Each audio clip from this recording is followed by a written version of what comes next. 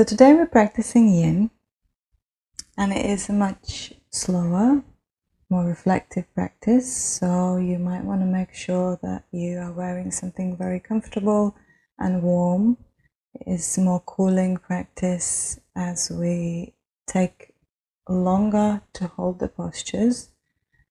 So you might find yourself feeling colder during and after. Also, if you have a blanket or two, get that ready, and we will need a yoga bolster, if not a pillow, and a block or two. Now, all these things are optional, but they will make your practice even better. And when you are all set, please lie down on your front. I'd like you to take a nice deep breath in. As you inhale, notice how your belly presses against the ground and your ribs expand. And as you exhale, notice how everything relaxes, comes back to the center.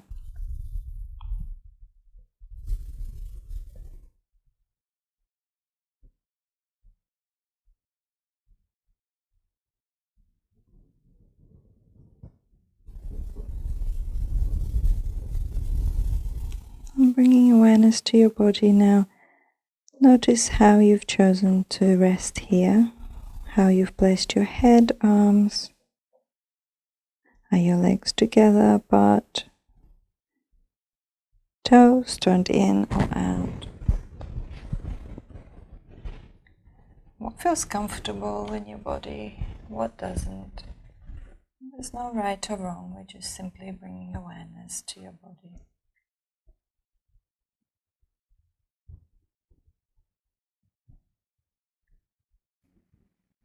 And then slowly bringing your elbows under your shoulders.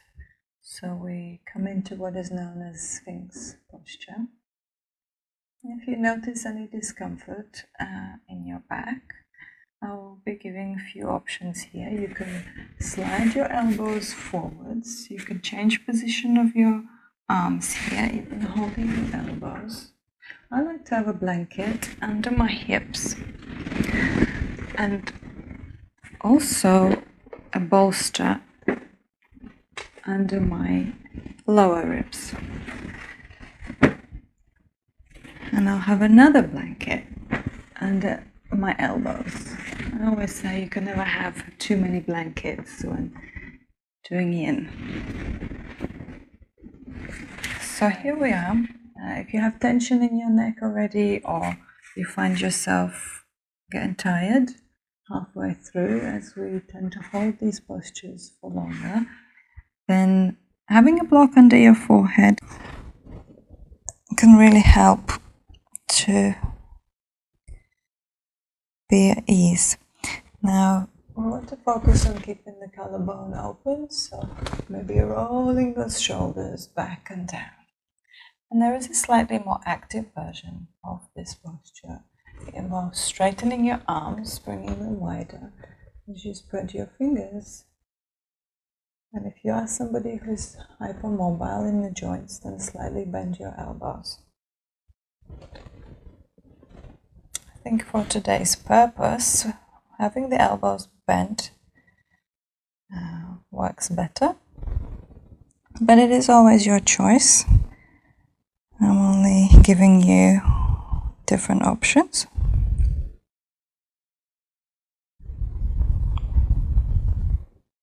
When we're practicing yin, we work on different meridians when we assume different postures. Here, for example, we are working on kidney and urinary bladder meridian mostly. Also a little bit of stomach, but we'll focus on kidney meridian. And what's interesting is that each organ in yin yoga and traditional Chinese medicine is also linked with an emotion. Here it is fear. And when we think about being scared, it normally involves us losing something, letting go of something or someone. Sometimes it can also be fear of taking a certain step in a certain direction, and it can leave us feeling like we're stuck, almost frozen, unable to move forwards. Also, just like emotion has the opposite to it. So if we're working here with fear, the opposite of fear is courage, bravery,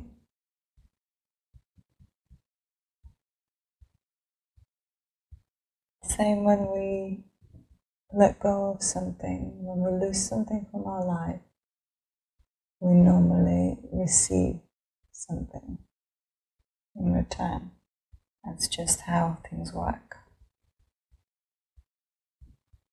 I want to give you some space here just to be with whatever you need to be with.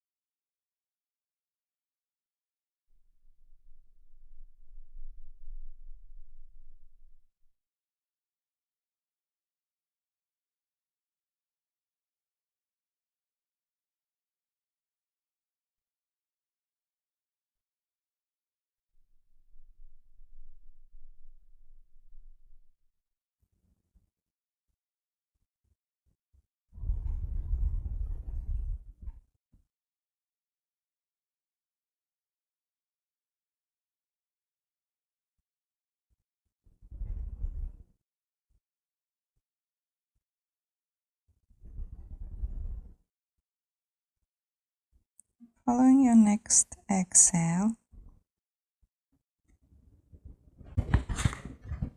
begin to bend your right knee so that your knee comes in line with your right hip. Slightly flex your foot as well, aligning your heel with your right knee.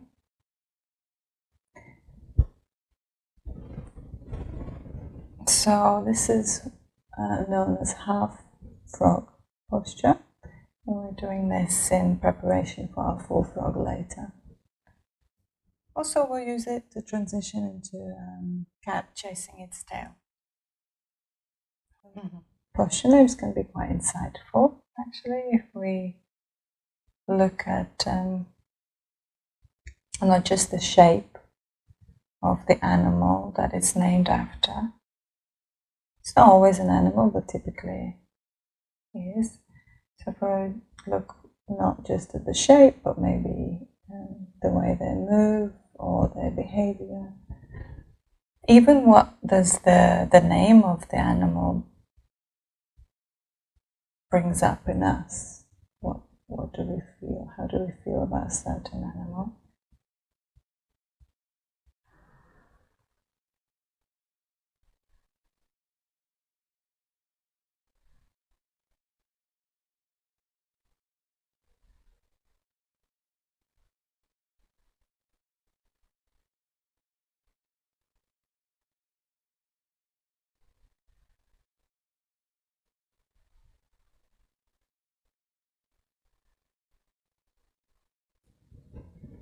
So let's take the right leg and straighten it back. Maybe wiggle your hips side to side a few times. And then bending your left knee in line with your left hip. Slightly flexing your toes on your left foot there, but not too active. As we are doing yin practice, which is a more slower, more relaxed practice as opposed to a more yang practice, like hatha or ashtanga, for example.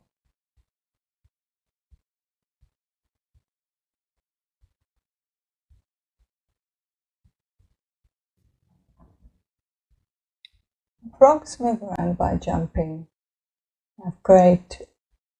They must have great strength and flexibility in their legs and hips, as they cover quite a big distance comparing to their body when they jump. And I've never seen a backwards jumping frog. So maybe we can look at this posture as somewhere where we can receive that encouragement to move forwards.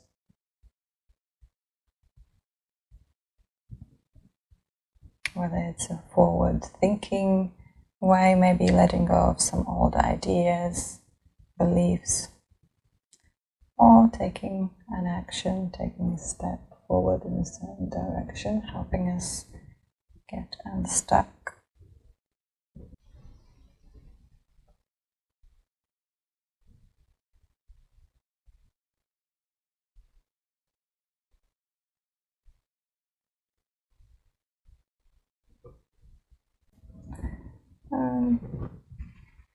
Straightening your left leg as well, wiggling the hips here. I'm going to slide this bolster away, but keep it handy, and come back to your right knee in line with your hip here, just like we did earlier. And straightening your right arm, slide your left arm under, so your left shoulder comes all the way down. And I like to have something under my head here. Opening your right shoulder and arm. At the same time, bend the leg that's under, so you're reaching your right arm for your left foot. And if you can, hold your foot here. Maybe bringing the foot towards the ground. If it's not an option, then just maybe bending that leg that's under.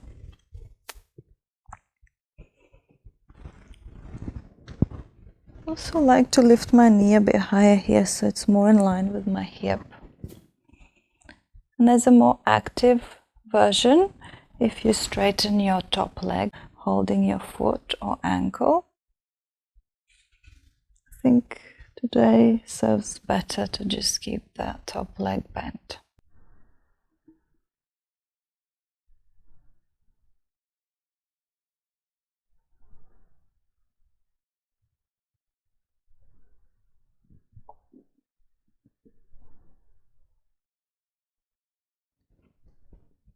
And here I feel like we've flipped ourselves over from lying on our front to lying facing up.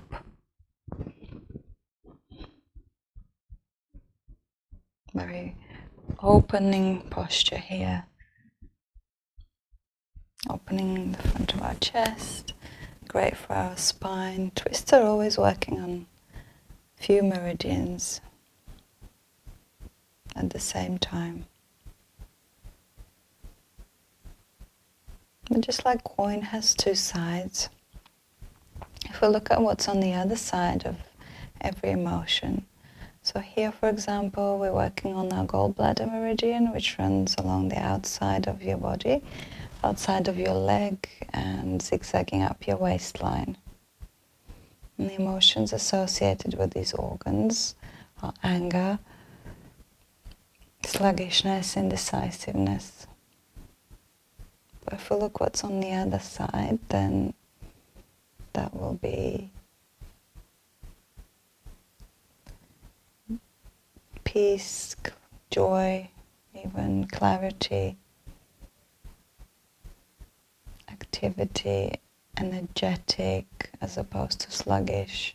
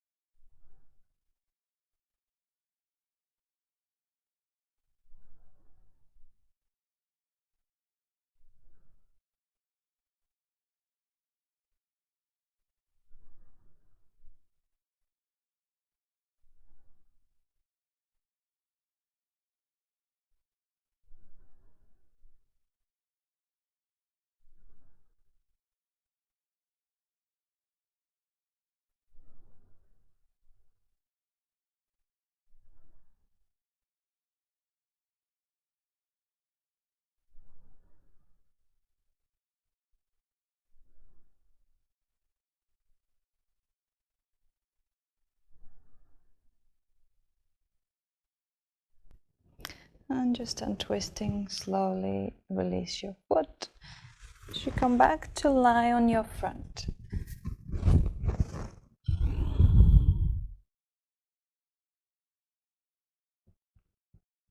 And just notice your right side and your left side. Any differences?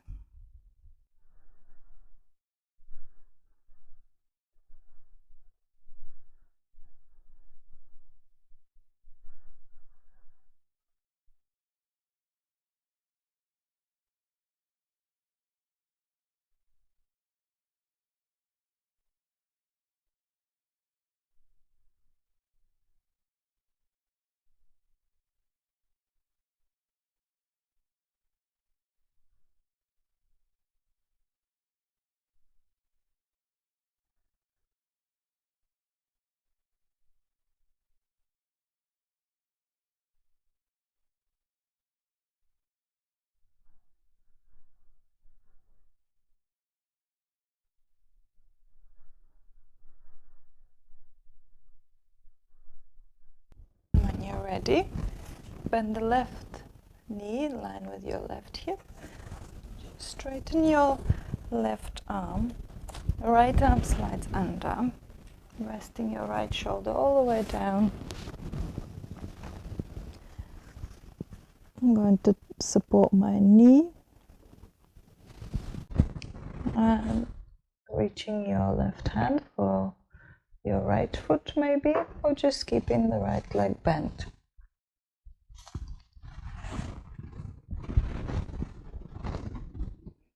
And if you did the variation with the top leg straight, then do the same on this side. And if we can look at our emotions or whatever we are experiencing as something that won't last forever, then it might be easier to see what's on the other side. And then we can use that as a tool to change our emotional state. So for example, if we look at the emotions here, we're working with fear, anger, then see what's on the other side and maybe take comfort in knowing that once we are ready to let go, release of those emotions, then there's this whole new state of being for us on the other side.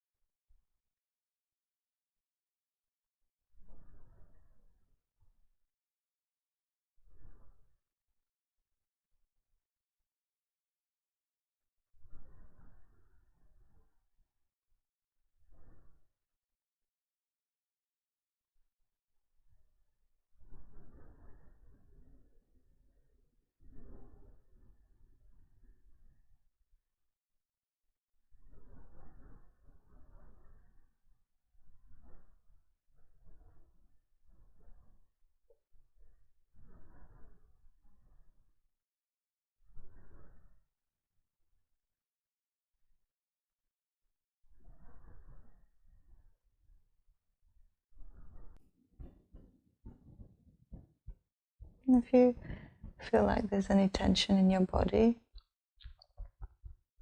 maybe you're gripping too much with your fingers or tensing certain muscles, just begin to relax a little bit more. Taking a few more breaths in this lovely twist.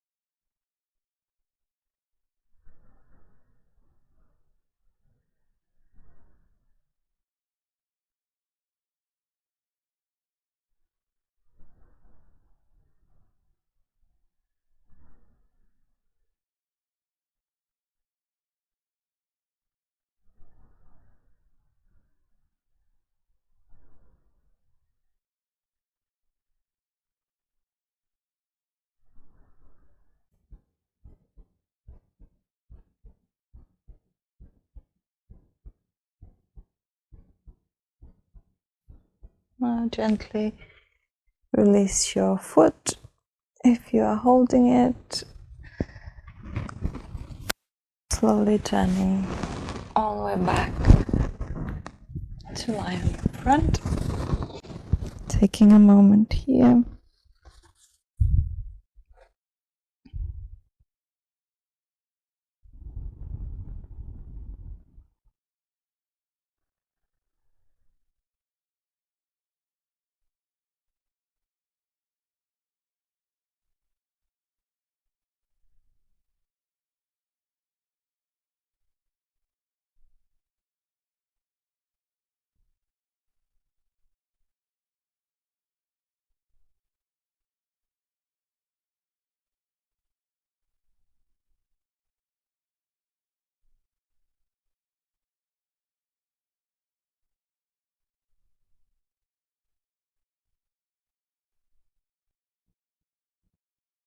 And from here we will shift into our full frog. So when you're ready, bring yourself up, full frog. Now, I definitely recommend having a blanket under your knees for your full frog. So I'm going to double up this blanket.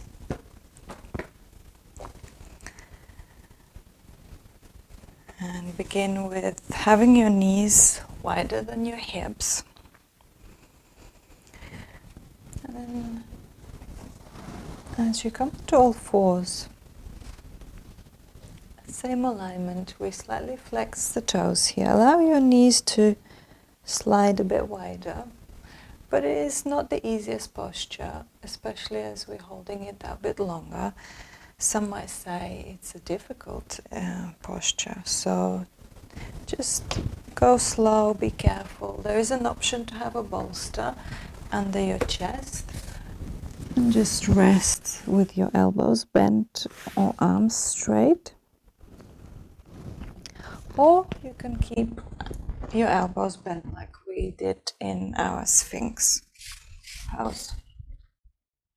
And again, maybe something to rest under your forehead.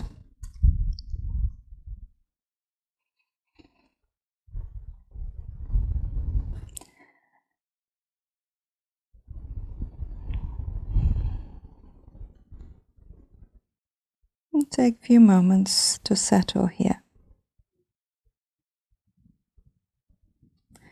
In the frog pose, we work on our spleen and stomach meridians.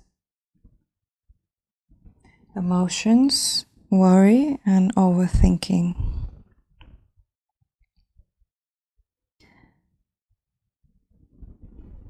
And as we talked earlier about the way that the frogs move and how the posture can maybe encourage us. But whether we're ready or not to take that leap forwards, there's nothing to stop us from simply reflecting and being in this space.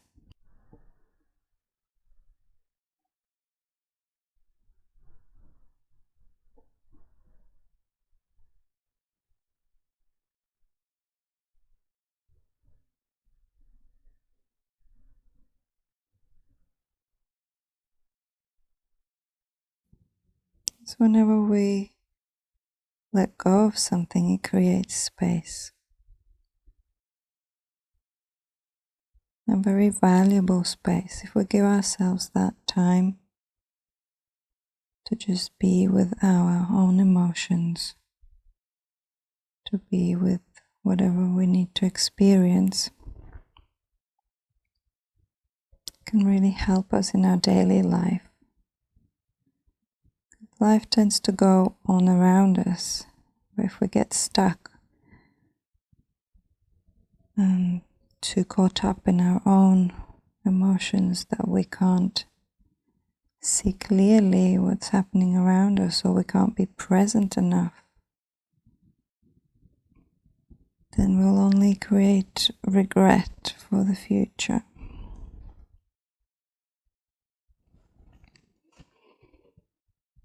So I invite you to stay here a little bit longer.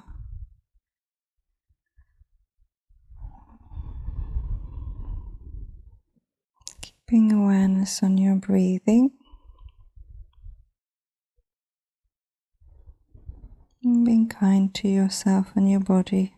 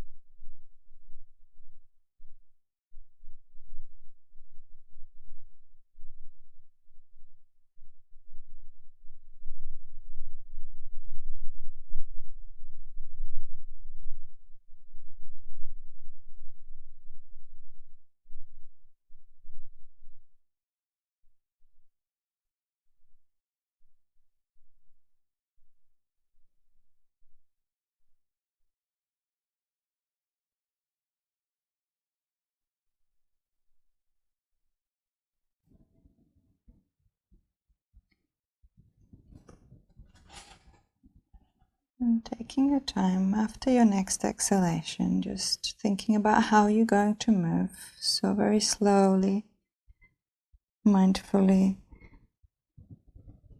shifting your hips back. Just straighten your arms, walk your arms back towards you. And this definitely calls for child's pose after. I'm going to suggest having a bolster or your pillow on top of your calves here.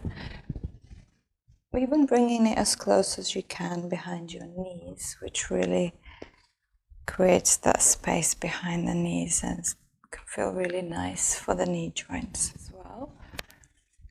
The blocks here can be used under shoulders. I've got a blanket under my forehead. Arms resting by my side on top of the bolster as well. Super supportive variation of child's pose. And we give our body the right support. It's easier to let go and fully relax and absorb the benefits from previous posture.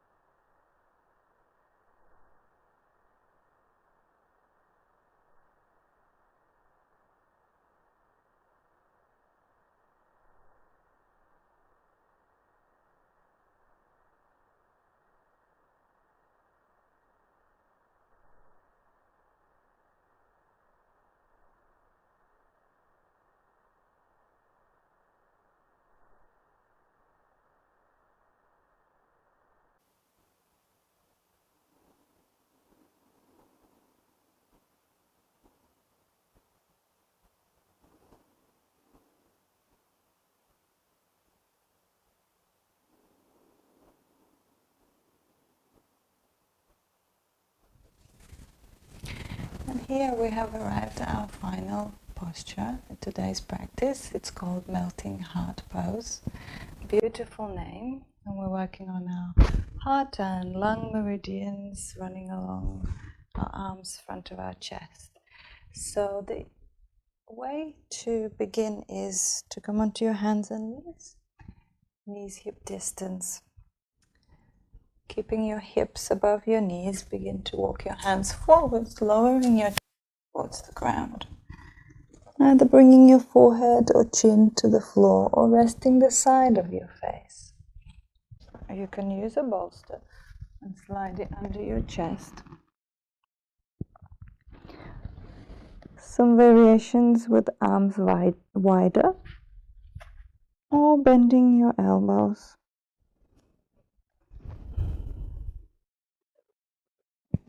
And emotions linked to these organs are hate, grief, sadness, jealousy. And of course, we have the opposite, love and happiness.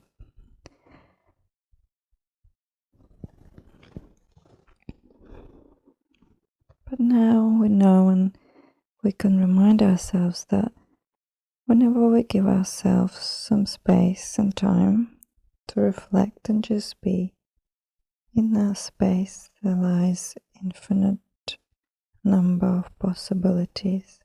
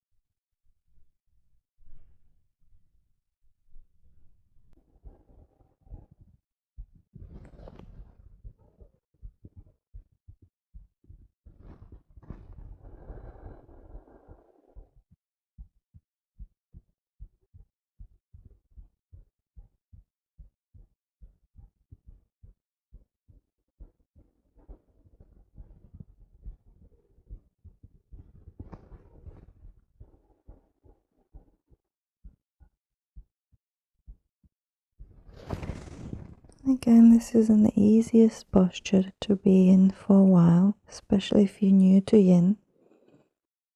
but as we know, it has great benefits, so it's definitely worth it.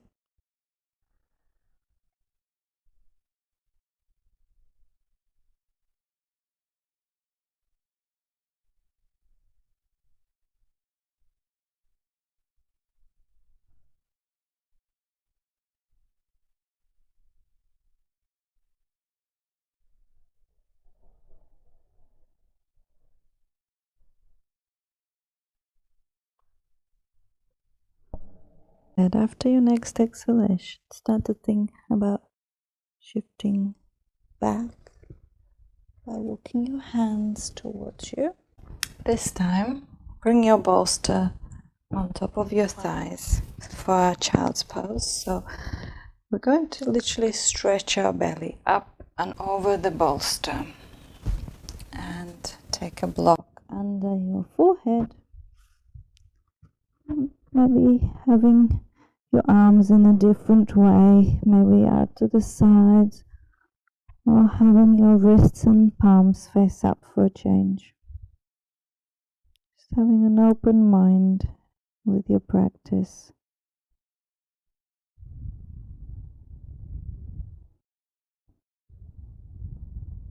Exploring what works for you.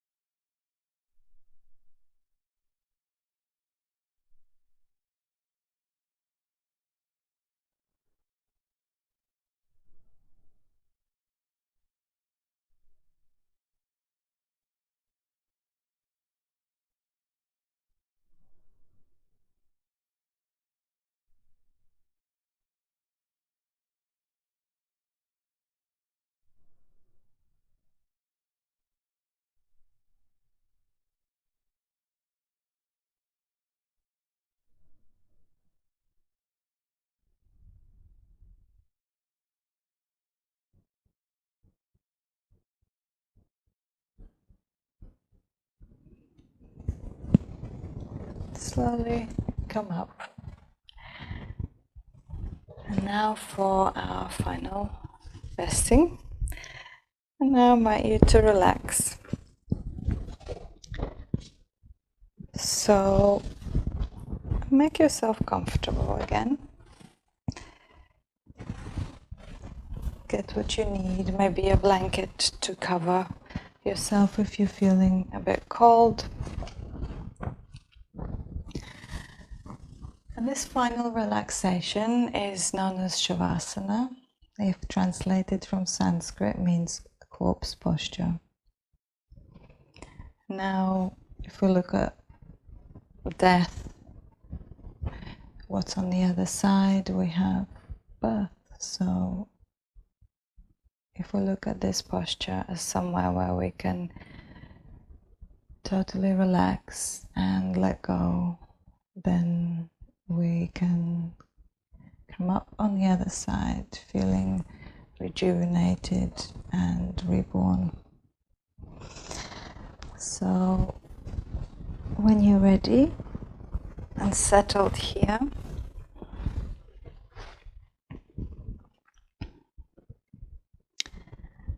taking nice deep breath in. As you breathe in, count to 5.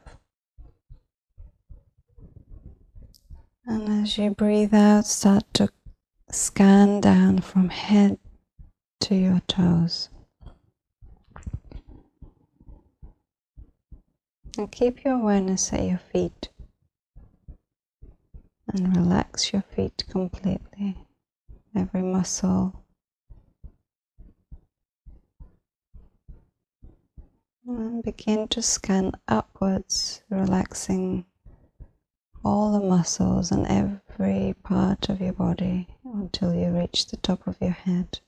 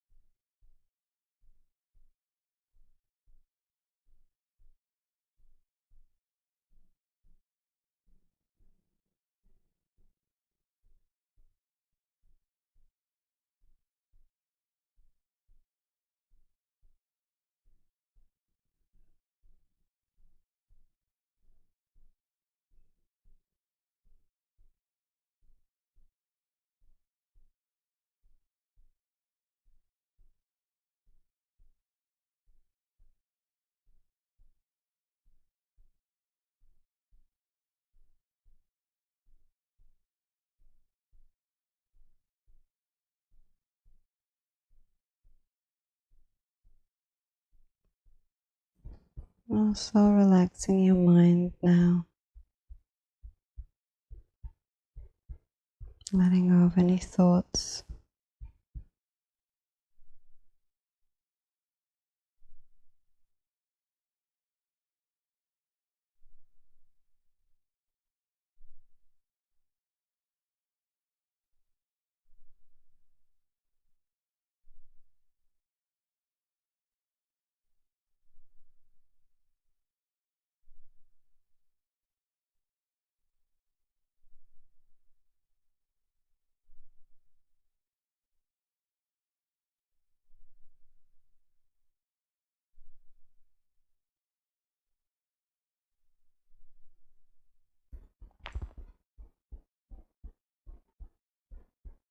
Now I'd like you to imagine that your body is melting and any tension that might be left is melting into the ground beneath you.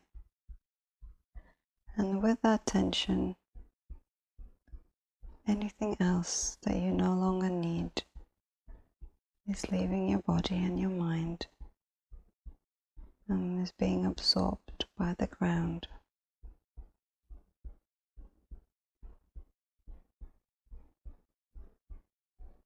Just rest in that space now.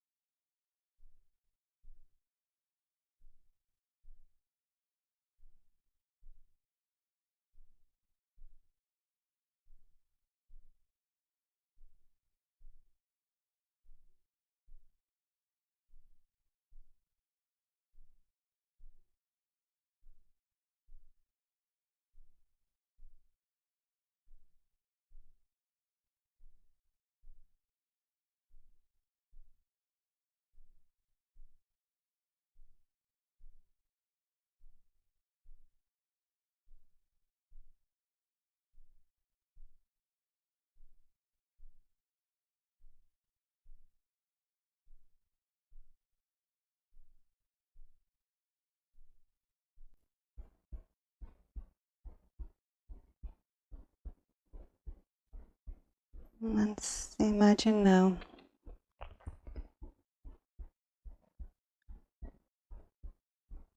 same as a tree receiving through its roots what it needs. Imagine yourself now receiving from the ground what you need. Bring it into your body, into your mind, absorbing it.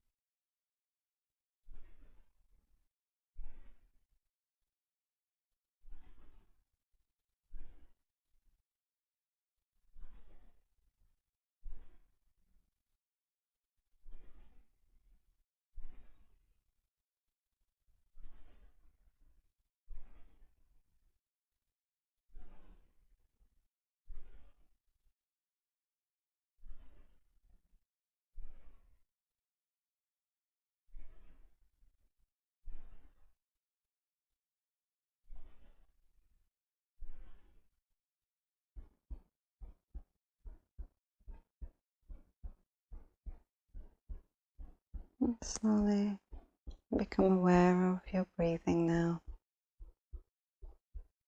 Become aware of any sounds, temperature.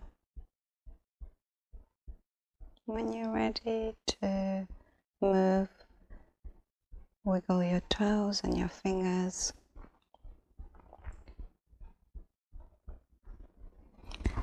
Stretch any way that your body needs to stretch.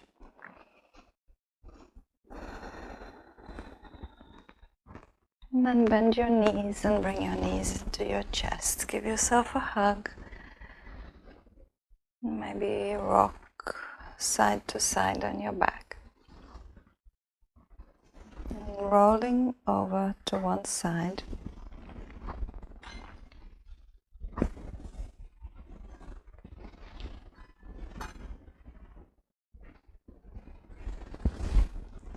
And allow your body to adjust here. And before moving, take a moment to think about how you're going to move. So keep that awareness. Bring yourself upright into any comfortable sitting posture.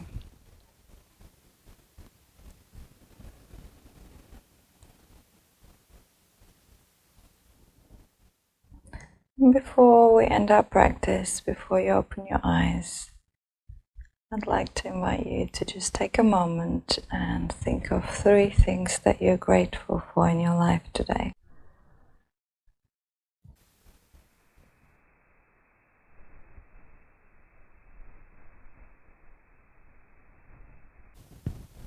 Namaste. I hope that you received from this practice what you needed, and that the energy we created will benefit you as well as those around you.